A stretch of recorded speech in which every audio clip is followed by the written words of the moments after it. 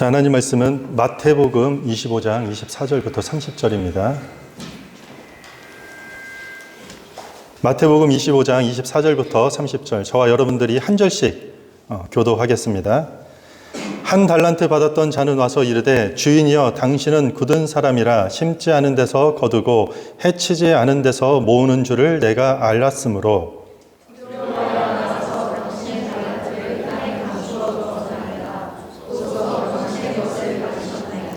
그 주인이 대답하여 이르되, 악하고 게으른 종아, 나는 심지 않은 데서 거두고 해치지 않은 데서 모으는 줄로 네가 알았느냐?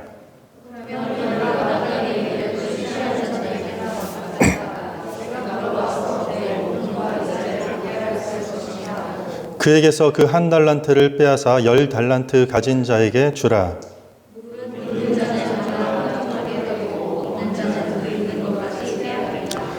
30절입니다. 같이 읽습니다. 이 무익한 종을 바깥 어두운 데로 내쫓으라. 거기서 슬피 울며 이를 갈리라 하니라. 아멘. 자, 오늘은 7대 제약 네 번째 시간입니다. 나태입니다. 나태에 대해서 우리 함께 나누도록 하겠습니다. 우리가 다운타운이나 회사가 많이 몰려있는 지역에 가면 이른 아침에 커피와 샌드위치를 픽업해서 분주한 걸음으로 사무실로 들어가는 직장인들의 모습을 볼 수 있습니다. 아마도 이 모습은 바쁜 현대인들을 보여주는 상징적인 모습이라 할 수 있습니다.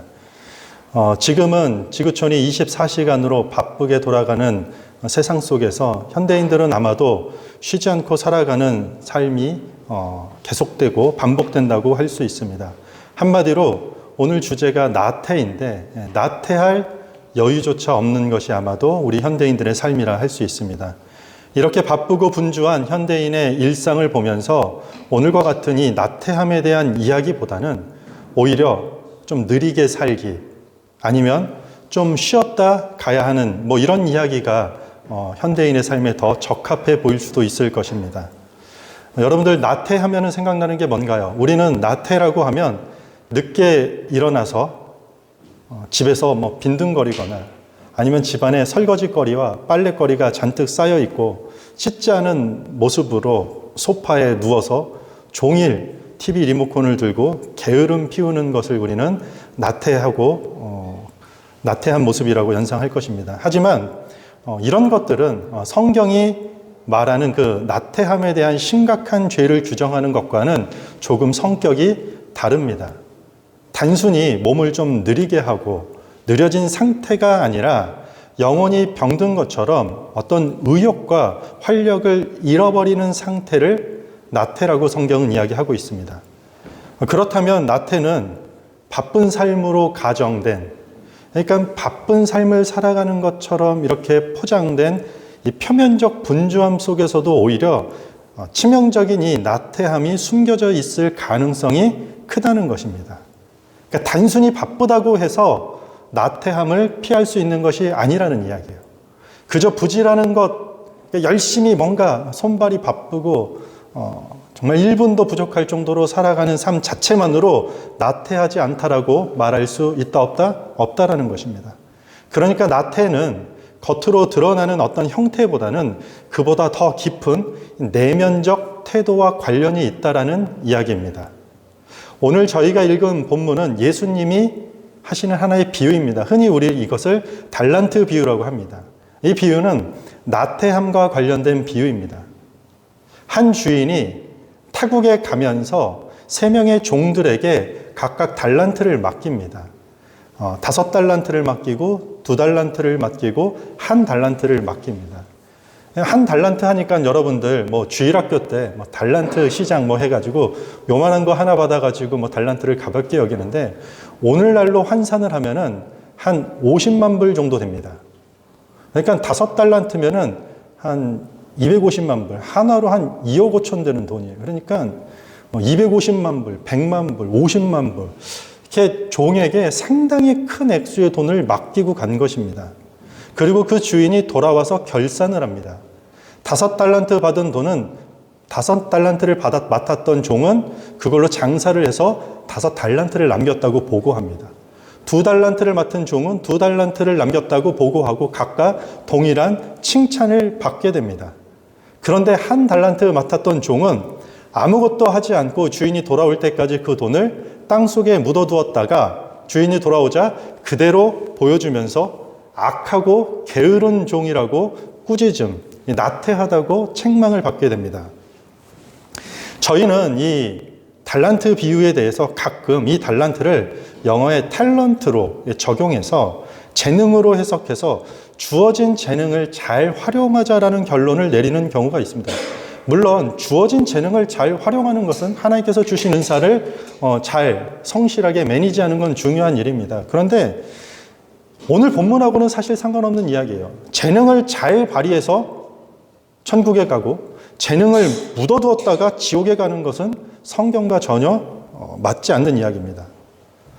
그렇다면 장사를 해서 이윤을 남기면 천국에 가고 손해를 보거나 이윤을 남기지 못한다고 지옥에 간다라고 우리가 얘기할 수 있겠습니까? 이것도 역시 성경 어디에도 찾아볼 수 없는 개념이라고 할 수 있습니다. 오늘 본문은 나태함에 대해서 경고하는 이야기입니다. 오늘 본문에서 결산을 하러 돌아온 주인에게 1달란트를 맡게 된 종이 다음과 같이 주인에게 이렇게 말합니다. 우리가 조금 전에 읽었던 24절과 25절에 보면은요. 1달란트 받았던 자는 와서 이르되 주인이여 당신은 굳은 사람이라, 무자비한 사람이라는 뜻이에요. 주인을 향해. 심지 않은 데서 거두고 해치지 않은 데서 모으는 줄을 내가 알았으므로 두려워하여 나가서 당신의 달란트를 땅에 감추어 두었나이다. 보소서 당신의 것을 가지셨나이다. 지금 종이 주인에게 뭐라고 얘기하냐면 당신은 심지도 않은 데서 거두려는 무자비한 사람이라고 주인을 쏘아붙이고 있어요. 누가요? 종이 주인을. 이 종은 자기가 지금 생각하고 싶은 대로 주인은 이런 사람이라고 판단하고 있어요. 주인의 진짜 의도나 왜 맡겼는지 그 사실의 의중은 확인하지 않고 일방적인 그냥 자기 판단만 앞세우고 있어요. 이런 것이 나태한 사람들의 도드라진 특징 중에 하나예요. 나태라는 말은요, 라틴어와 헬라어가 똑같은 단어예요. 아케디아라는 말인데 관심 없음이라는 뜻이에요. 뭐라고요? 관심 없음. 이 나태함은 관심 없음이라는 뜻이에요. 그래서 나태한 사람들은 관심이 없는 사람들이에요. 사람에 대한 관심이 현저히 떨어지는 것이에요. 이 종이 그랬다라는 것이요. 주인이 얼마 동안 떠났는지는 모르겠지만 그 먼 길을 가면서 이렇게 적지 않은 돈을 종들에게 맡겨주면서 무슨 생각을 하였고 어떤 상황 속에서 무엇을 위해서 이 종들에게 자기에게 이 큰 돈을 맡겼는지 전혀 관심이 없는 것이에요. 나태하기 때문에 주인이 그런 것을 깊게 생각하거나 아니면 다시 한번 고려하는 것 자체를 하지 않아요. 나태하기 때문에. 관심이 없기 때문에. 그러니 어떤 결과가 오죠? 섣부른 자기 판단만 앞서게 되는 거죠. 당연히 그런 식의 판단은 정확도가 높을까요? 떨어질까요? 현저하게 떨어지겠죠. 사람에 대한 판단이 미스가 되면은요, 그 사람과 연관된 모든 사건의 일에 대한 판단율이 좋아질까요? 낮아질까요? 당연히 낮아진다는 것이요. 잘못된 판단을 할 수밖에 없게 된다는 것이요. 그 사람에 대해서 모르는데 우리가 어떻게 그 사람과 하는 일, 그 사람과 연관된 그 일을 제대로 우리가 이해할 수 있겠냔 말입니까?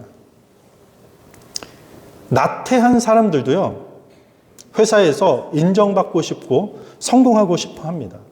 그런데 나태한 사람들은 그 회사를 구성하고 있는 상사나 동료들이나 직원들에 대한 관심이 있다 없다? 없어요.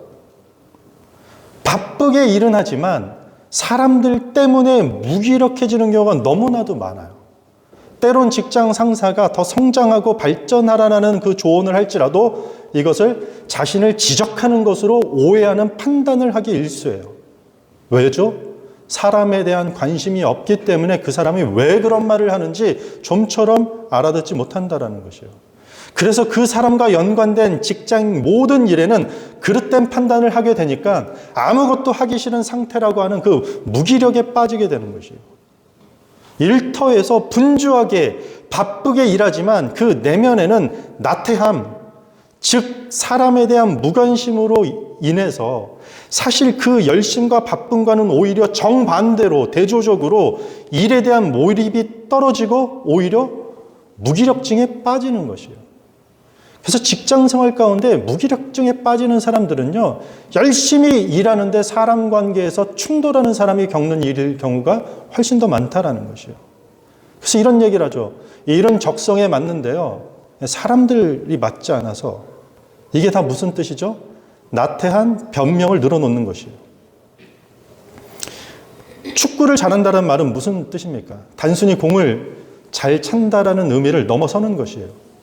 감독의 지시를 온전히 이해해야 되고, 왜 지금 나에게 이런 코칭을 하는지, 그리고 팀원들 전체가 각자의 포지션에서 자신의 일이 다른 팀원들에게, 전체 팀에게 어떻게 연결되고 어떤 영향을 주는지에 대한 관심이 있어야지 축구를 잘한다라고 할 수 있는 것이에요. 당연하죠. 그 일이 정말 내 적성에 맞는다라는 말은 그 일에 대한 관심만큼이나 그 일과 연관된 사람들에 대한 관심이 있을 때 온전히 성립이 되는 것이에요. 그리스도인들이 왜 영적 무기력증에 빠지게 될까요? 그러니까 열심히 신앙생활하는 사람들이 왜 나태해지는 경우가 있을까요? 뭐 성경을 들춰봤더니 역사성이 부족하거나 성경이 가르치고 있는 뭐 윤리나 이런 것들이 뭐 부족하고, 아니면 이 탁월성이 떨어져서 그럴까요? 교회에 다니다가 갑자기 교회를 떠나는 사람들이 있어요. 교회에서 실족하는 사람들이 있어요. 하나님한테 기분 상하고 삐쳐서 안 나오는 사람도 종종 있겠지만 대부분은 사람 때문에 마음이 상해서 힘들어하는 것이에요.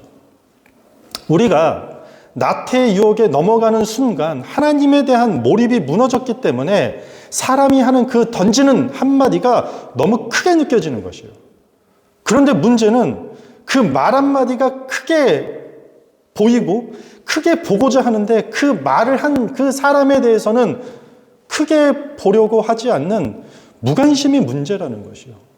왜 그런 말을 했는지, 저 사람의 어법이 무엇인지, 어떤 의중 때문에 이렇게 말했는지 관심을 갖지 않는다는 것이요. 물론 때론 저희가 다른 사람들과 마주치다 보면은 어떤 사람들이 상처를 주고 우리의 마음을 아프게 하는 일들은 있어요. 분명히 존재해요. 그런데 기도하는 신앙인들에게 적용을 하자면 하나님께서 항상 우리에게 억울한 상황으로만 우리를 내몰아 가실까요? 아니라는 것이요. 하나님은 우리에게 필요한 상황으로 데려가시는 분이에요. 그런데 대개의 문제는 그 하나님이 필요하다라고 놓여진 그 상황 속에서 내가 그 사람에 대한 이해가 부족해서 생기는 문제라는 것이에요. 저도 이 목회를 하면서 어려운 게 뭐 이런 거예요. 관심을 갖고 다가서면 부담스럽게 느끼는 사람들이 있고, 또 부담스러울까봐 좀 기다려주면 저 목사님은 관심이 없다고 생각하기도 하고, 이게 쉽지 않다라는 것이에요. 분위기를 즐겁게 하려고 어떤 분들이 농담을 던지면 저 말 속에 뼈가 있네, 농담으로 받아들이지 않는 것이에요. 공통 관심사로 관계를 맺으려고 하면 잘 듣다가 사실은 저랑 입장이 좀 다른 것 같다고 거리를 둔다는 것이에요. 이게 다 상대방에 대한 무관심 때문인 것이에요. 도대체 무슨 말을 하는지 문장 하나만 듣고 함부로 판단하기 때문이라는 것이에요. 내가 이전에 해왔던 익숙하고 편한 방식으로만 상대가 하는 말과 행동을 이해하고 평가하는 게 편하기 때문이에요. 그 사람의 입장과 상황에 서서 그 사람에 대한 관심을 갖고 생각하는 것 자체를 안 하는 것, 그것을 게을리하는 것, 그것을 나태라고 얘기하는 것이에요. 하나님은 모든 일을 사람을 통해 하십니다. 사람을 통해 하세요. 나보다 더 잘 아시는 주님, 나보다 내가 처한 환경을 더 잘 아시는 하나님께서 그 사람을 통해서 내게 알려주시려는 게 도대체 무엇일까? 관심을 가지라는 것이에요. 그 사람에게 내가 어떤 은혜를 흘려내보내야 될까라고 관심을 가지라는 것이에요. 이게 나태함과 반대되는 삶으로 나아가는 것이에요. 하나님의 눈으로 그 사람을 바라보면 관점이 바뀌고 상황이 바뀌게 되기 마련인 것이에요. 그런데 우리는 그때그때마다 나의 어떤 그 갈급한 허기를 채워주는 사람들만 만나러 다니는 그러한 분주함으로는 절대로 우리가 영적 무기력함에서 빠져나올 수 있다 없다? 없다라는 것이요. 아무런 해결점이 되지 않습니다. 이처럼 나태함은 사람에 대한 무관심으로 우리 삶 가운데 떡하니 등장해서 우리의 삶을 무기력하게 만들 뿐만 아니라 우리의 신앙까지 영적 무기력으로 빠지게 합니다. 그런데 이 나태의 독특한 점이 하나 있습니다. 이게 뭐냐면 다른 죄악들처럼 무엇을 행하는 죄가 아니라 행하지 않는 죄예요. 그러니까 우리가 7주 동안 7가지 죄악들에 대해서 살펴볼 텐데 나머지 6가지 모든 죄들은요, 행하는 죄들이에요. 그런데 유일하게 이 나태는요, 행하지 않는 죄라는 것이에요. 그렇다 보니까 많은 사람들이 목사님, 그러면 우리가 시기하는 것과 분노하는 것처럼 어떤 교만한 모습으로 드러나는 것처럼 어떤 사람에게 피해를 직접적으로 가하는 것이 아니기 때문에 이 나태를 굳이 이 7가지 이런 대죄악 목록에 무슨 큰 다른 죄악들처럼 취급하는 건 좀 지나치다고 생각할 수 있습니다. 오늘 이 본문의 배경은요, 24장 3절에 나와 있어요.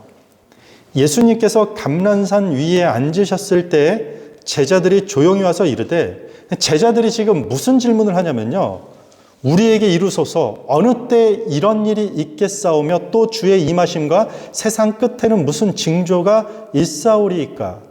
제자들이 지금 어떤 질문을 해서 이 달란트 비유가 나왔냐면요, 징조가 무슨 뜻이죠? 어떤 일이 미리 생길 조짐에 대한 이야기예요.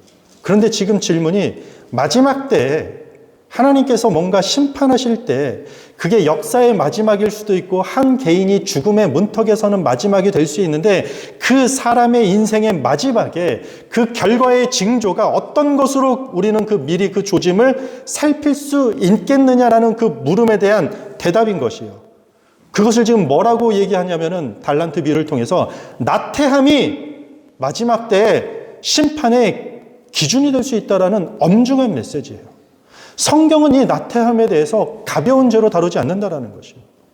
우리가 분명히 알아야 할 것은요, 나태는 마땅히 해야 할 선행을 행하지 않는 것이에요.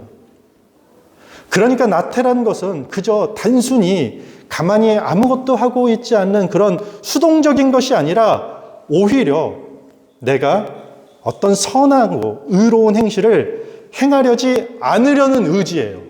그거 하지 않겠다라는 의지, 이런 것과 같은 어떤 능동적인 성격을 지닌다라는 것이요. 아주 의지가 발동돼서 안 하겠다라는 게 이 나태함이라는 것이에요. 한 달란트 맡은 종이 주인에게 아까 뭐라고 얘기했죠? 심지도 않고 모으는 자라고 막 쏘아붙였어요. 정말 주인에 대해서 모르는 무관심에서 나온 말이었어요. 정작 아무 일도 하지 않고 달란트를 땅에 묻어놓았던 이 종에게 주인이 이렇게 대답을 합니다. 26절에 보면 그 주인이 대답하여 이르되 악하고 게으른 종아, 나는 심지 않은 데서 거두고 해치지 않은 데서 모으는 줄로 네가 알았느냐? 그러면 네가 마땅히 내 돈을 취리하는 자들에게나 맡겼다가 내가 돌아와서 내 원금과 이자를 받게 하였을 것이니라 하고. 지금 무슨 말을 하죠? 종에게 주인이 하는 말이, 너 지금 무슨 말하는 거야? 내가 지금 심지도 않고 뭔가 얻으려는 사람이라고? 그렇다면 왜 내가 너한테 맡겼냐? 은행에 맡겨서 원금과 금리 제대로 이자 받으면 그게 가장 안전할 텐데, 지금 종에게 맡긴 이유가 뭔가요? 뭔가 이익을 창출하기 위해 맡겼는가요? 그것이 아니에요. 오히려 어떤 손해를 보거나 이윤의 결과는 주인의 선택이고 주인의 책임이에요. 그러니까 칭찬받은 것에 있어서 손해냐, 손해를 보지 않느냐, 이건 아무 상관이 없다라는 것이에요. 지금 종은 한 달란트라는 그 맡겨진 일을 마땅히 해야 되는 것이에요. 주인을 향해 뭐라고 얘기했다고요? 수고도 하지 않고 이익을 얻으려고 했다라고 비방을 하는데, 정작 이게 누구 이야기예요? 맡겨진 일, 해야 할 일을 하지도 않고 그 달란트를 땅에 묻어놓고 팅가팅가 놀다가 주인한테 오히려 대가를 바라고 있는, 삭슬 바라고 있는 자기 자신의 이야기가 된다는 것이에요. 주인에 대한 무관심은 결국 무기력으로 이어져서 자신에게 맡겨진 한 달란트로 아무런 일도 하지 않는 상태에 빠졌다는 것이에요. 기독교에서 우리가 나태를 심각한 죄의 문제로 우리가 삼는 핵심적인 이유가 바로 마땅히 해야 될 일을 하지 않기 때문인 것이에요. 성경에 보면 예수님께서 율법을 크게 두 가지로 정의를 하죠. 10계명, 10가지 계명을. 하나님 사랑과 이웃 사랑이에요. 큰 개념은요. 하나님 사랑과 이웃 사랑의 계명을 보이지 않게 숨어서 하지만 그 숨은 자리에서 담대하게 거절하고 거스르는 성격을 이 나태함이라는 것이 갖고 있다는 것이에요. 나태의 반대말은 근면이에요. 성실이에요. 영어로는 diligent예요. 그런데 이 diligent는 라틴어 딜리게레라는 단어에서 왔어요. 사랑하다라는 의미의 단어예요. 그러니까 우리가 성실하고 근면한 사람들을 향해서 사랑하다라고 얘기하는 것이요. 맡겨진 일을 우리가 근면 성실하게 한다라는 것은 사랑하는 것에서 왔다라는 의미를 갖고 있는 것이요. 반대로 싫어하기 때문에, 사랑하는 마음이 없기 때문에 우리가 마땅히 해야 할 일을 하지 않는다고도 말할 수 있는 것이에요. 한 달란트 맡은 종이 악하고 게으른 종이라고 지금 책망받는 이유는 장사를 못해서 손해를 끼쳤기 때문이 아니라 주님의 명령에 순종하지 않고, 그러니까 종으로서 자신이 해야 할 마땅한 일을 하기는커녕 할 생각조차 하지 않았기 때문인 것이에요. 하나님은 우리에게 각자의 달란트를 주셨어요. 여기서 달란트라는 것은 우리가 마땅히 해야 할 일들을 할 수 있는데 필요한 허락된 모든 환경들을 뜻하는 것이에요. 시간이 될 수도 있고, 돈이 될 수 있고, 건강이 될 수도 있고, 어떤 개인의 능력이 될 수도 있고요. 허락하신 시간과 돈과 건강과 능력을 마땅히 해야 하는 일들, 그러니까 복음의 확장이나 사랑하고 섬기는 일에 우리가 사용하고 있는가 자문해 볼 필요가 있다는 것이에요. 더 많은 시간과 더 많은 돈을 위해 우리는 분주하고 더 바빠져서 정작 마땅히 해야 될 일들을 전혀 하지 않는 이 나태함 뒤에 우리가 숨는 경우가 너무 많다라는 것이에요. 이런 관점에서 보자면요, 나태함은요, 현대 교회와 현대 그리스도인들이 가장 많이 짓는 죄이면서 동시에 가장 드러나지 않는 죄라고 할 수 있는 것이에요.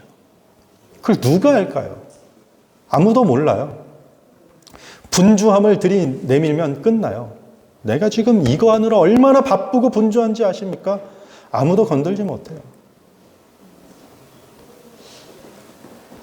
결국 나태한 교회나 이 나태한 그리스도인들은 정작 우리가 교회 안팎으로 나가서 해야 되는 그 선하고 정의로운 일이라고는 아무것도 행하지 않으면서 뭐만 살죠? 입만 살아서 말은 아주 제법 그럴싸하게 하는 이 요란한 빈 깡통과 같이 전락하게 된다는 것이요. 바울은 그것을 뭐라고 하죠? 사랑이 없으면 울리는 꽹과리와 같다라고 얘기하는 것이요. 경건의 모양은 있으나 경건의 능력이 없는 성도, 나태함에 빠진 성도가 된다라는 것입니다. 영국의 신학자이자 소설가였던 도로시 세이어즈는 나태에 대해서 다음과 같이 설명을 합니다.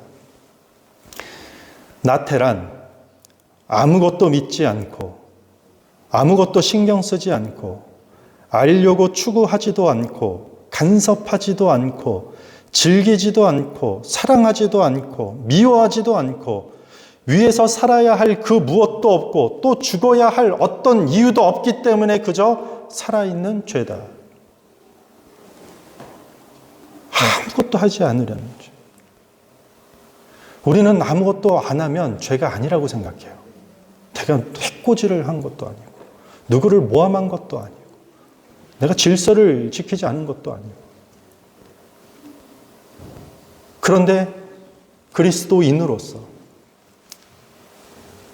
엄마로서, 아빠로서, 딸로서, 아들로서, 우리가 주어진 한 직장의 직원으로서, 작은 비즈니스의 오너로서 마땅히 해야 될 일들을 하지 않는 것을 죄인지 모르고 넘어간다는 거죠. 우리가 해야 할 마땅한 일을 행하길 바랍니다. 뭐 이런 말 있죠. 똥개는 짖어도 열차는 달린다. 누가 뭐래도 우리는 우리가 마땅히 해야 될 일을 해야 된다는 것이죠. 예배는 그런 의미에서 성도의 마땅한 일입니다. 찬양하고 기도하고 말씀을 배우려 하는 것은 하나의 옵션이 아니라 성도의 마땅한 소명이라는 것이에요. 그리고 만약에 그 예배를 통해서 우리 마음 가운데 마땅히 우리가 해야 될 일들, 해야 될 말들이 조금이라도 들어왔다면 당장 가서 실행을 해야 된다는 것입니다. 따뜻하게 손 한번 잡아주는 일들, 따뜻한 밥 한 끼로 누군가를 섬기는 일들, 전화 한 통, 문자 한 통, 삶이 힘들어 보이는 사람에게 커피 한 잔 대접하는 것, 때로 이 사회의 어떤 불의에 대해서 정의로운 말 한마디 던지는 것으로 출발한다는 것이에요. 우리 교회가 마땅히 해야 될 일이 무엇인지, 우리 소그룹에게 맡겨진 일은 무엇이고 교회에서 내가 마땅히 해야 될 일은 무엇인지 그 일들을 각자에게 주시는 마음, 각자에게 주시는 각각의 달란트에 따라서 해내야 된다는 것입니다. 만약에 교회에서 일괄적으로 어떤 일을 여러분들에게 부탁한다면 그것은 다시 1세기 예수님께서 그렇게 지적하셨던 율법주의, 형식주의로 회귀하게 되는 것이죠. 각자에게 맡겨진, 각자의 은사와 능력대로 맡겨진 달란트가 우리에게 있다는 것입니다. 지금 여기서부터 이 일들을 우리는 시작해야 되는 것입니다. 그렇게 시작하게 될 때 어떤 일이 열리게 될까요? 29절과 30절입니다. 여러분들이 함께 읽습니다. 29절, 30절. 시작.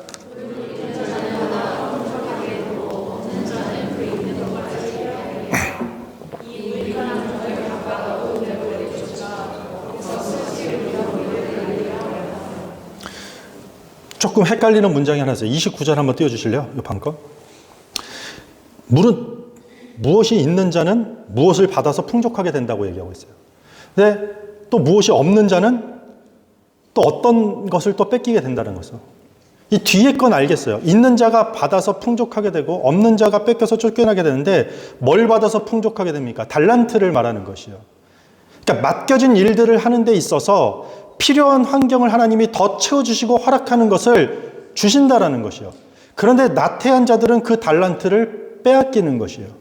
그것을 가지고 해야 될 일들을 하지 않을 때 오히려 아무것도 하지 못하도록 그 모든 것을 걷어간다라는 것이요.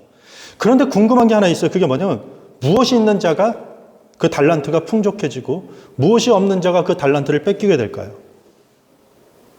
오늘 문맥 전체를 비유를 보면은요, 하나예요.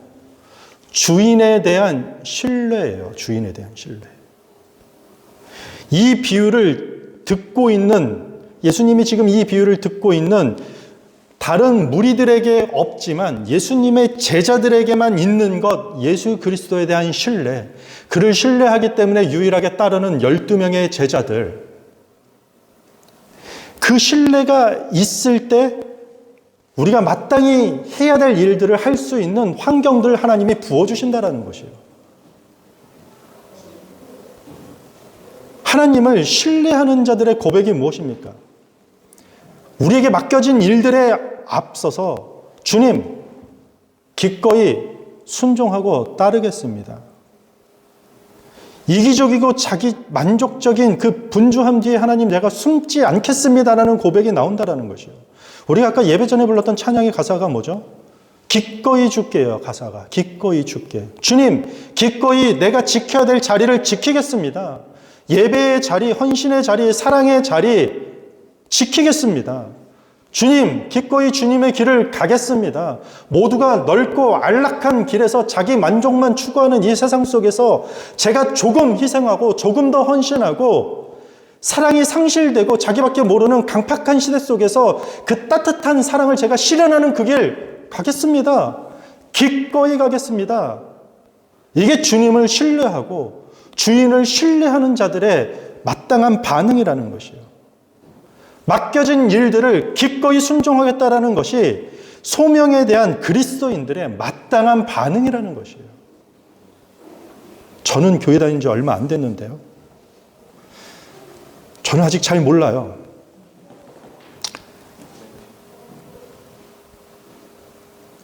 여러분들이 동일하게 순종할 필요는 없어요. 동일한 일들을 동일한 시간에 동일한 장소에서 순종할 필요는 없어요. 그건 불가능해요. 그러나 기도할 때, 말씀을 들을 때, 여러분들이 어떤 사람들과의 만남 속에서 뒤돌아갈 때 우리의 양심을 붙잡는 하나님이 주시는 그 마음 속에 우리가 따라야 될 필요가 있다는 것이에요. 여기서 거짓말 한번 하면 내가 편해지는데, 여기서 조금 불법을 행하면 일이 쉬워지는데 그 타협을 하지 않는 것이에요. 거기서부터 출발하는 것이에요. 나태함은 이렇게 사람에 대한 관심을 우리로 하여금 빼앗아 가고 우리를 무기력하게 만들어 버립니다. 그렇게 아무것도 하기 싫은 상태로 끌고 내려간 뒤에 결국 우리로 하여금 우리가 선 자리에서 마땅히 해야 할 일들, 그 선하고 의로운 일들까지도 못하게 발목을 끌어잡아 버리게 됩니다.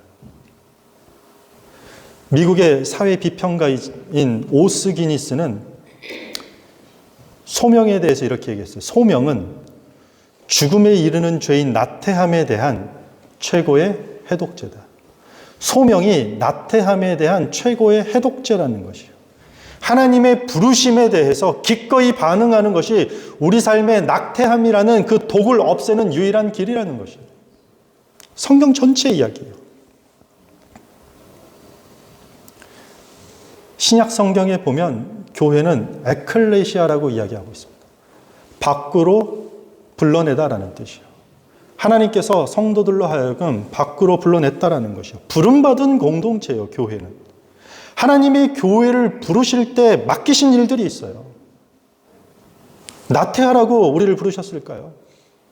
너만 생각하고 살라고 우리를 부르셨을까요? 우리 교회 공동체라는 디렉션 교회 너희 몇십 명만 모여서 행복하게 살라고 그렇게 우리를 부르셨을까요? 아니에요. 온 열방의 하나님 나라의 백성으로 그분의 자녀로 부르신 명확한 목적이 있다는 것이요. 주님의 몸된 교회를 함께 세워가야 되는 그 소명으로 우리를 부르셨고, 하나님의 은혜와 그분의 사랑을 나의 삶의 다양한 루트를 통해서, 다양한 것들을 통해서 흘러내보내야 하는 그 마땅히 해야 할 그 맡겨진 일들이 우리에게 있다는 것입니다. 그럼 대체 그건 뭔가요? 그럼 여러분들이 아셔야 되는 것이에요. 여러분들 마음속에 가장 먼저 드는 것들, 그 작은 것들로 출발한다는 것입니다. 말씀을 마무리하겠습니다. 이 나태함은 이렇게 보이지 않지만 우리 어떤 그 분주하고 바쁜 여러 가지 이유들 속에 숨어서 우리를 무기력하게, 우리의 영적 무기력으로 끌고 내려가고 있다는 것이에요. 그리고 거기서 멈추지 않고 우리가 마땅히 해야 될 일들조차도 아무것도 하지 못하는, 그저 시간만 보내게 되는, 그래서 인생을 허송세월하게 만드는 자리로 우리를 붙든다라는 것입니다. 우리 나태함에 대해서 우리가 가볍게 여기지 마시고, 우리가 이번 한 주를 살아가면서 이게 나태함이 단순한 게으름, 이 외적인 형태로 들어가는 것이 아니라 우리의 영혼을 갉아먹고 사람에 대한 무관심으로 우리를 끌고 내려가서 강팍한 사회를 만드는 장본인으로 나를 끌고 내려간다라는 그 위험한 길로 떠나지 않도록 깨어서 기도하길 바랍니다. 그래서 선하고 의로운 일들에 충성하라고 부르신 그 주님의 부르심에 기꺼이 순종하고 그 부르심에 기꺼이 반응하는 성도, 그런 교회가 되기를 주님의 이름으로 축원합니다. 우리 다 같이 자리에 서서